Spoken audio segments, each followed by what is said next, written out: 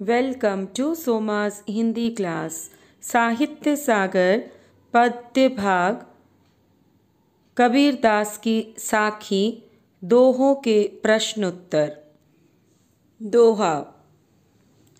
जब मैं था तब हरि नहीं, अब हरि है मैं नहीं। प्रेम गली अति सांकरी, तामे दो ना समाही।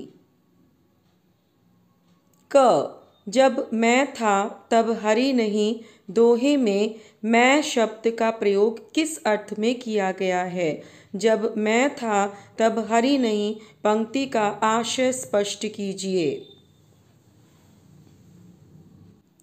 उत्तर। इस दोहे में मैं शब्द का प्रयोग मनुष्य के अहंकार के लिए किया गया है। मैं यानी हमारा अहम। जब मैं था तब हरि नहीं पंक्ति का आशय है कि जब तक मनुष्य अहंकार के वशीभूत रहेगा उसे ईश्वर की प्राप्ति नहीं होगी। ईश्वर तक तब पहुंचा जा सकता है जब मन में अहंकार ना हो। अहंकारी मनुष्यों को ईश्वर के दर्शन नहीं होते। ईश्वर को प्राप्त करने के लिए अहम भाव का त्याग करना आवश्यक है।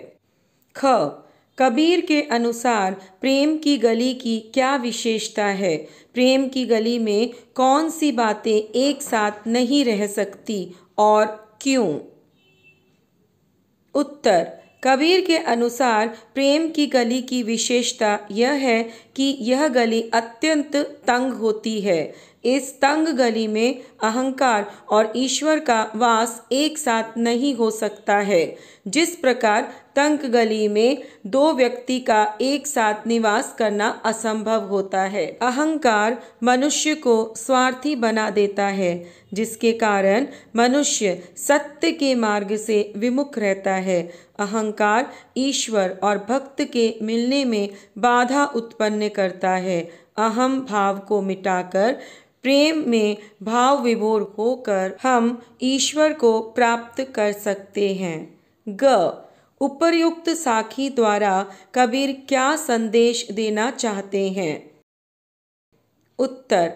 उपर्युक्त साखी द्वारा कबीर यह संदेश देना चाहते हैं कि मनुष्य को ईश्वर की कृपा तभी होती है जब वह अहम का त्याग कर ईश्वर के प्रेम में भाव विभोर हो जाता है। अहंकारी व्यक्ति स्वार्थी होता है। वह प्रेम की भाषा से अज्ञात रहता है, जिस कारण उसे ईश्वर की प्राप्ति नहीं होती। घ प्रेम गली अति सांकरी पंक्ति का आशय स्पष्ट कीजिए। उत्तर। प्रेम गली अति सांकरी पंक्ति का अर्थ है कि प्रेम की गली बहुत ही संकरी या तंग होती है। कबीर जी कहते हैं कि जिस प्रकार तंग गली में दो मनुष्य एक साथ नहीं रह सकते, ठीक उसी प्रकार प्रेम की गली में ईश्वर और अहंकार का वास एक साथ नहीं हो सकता है। ईश्वर की प्राप्ति अहंकार का त्याग करके प्रेम में भाव विभोर होकर किया जाता है। अगर वीडियो इन्फॉर्मेटिव लगे तो वीडियो को लाइक और चैनल को सब्सक्राइब करें। धन्यवाद।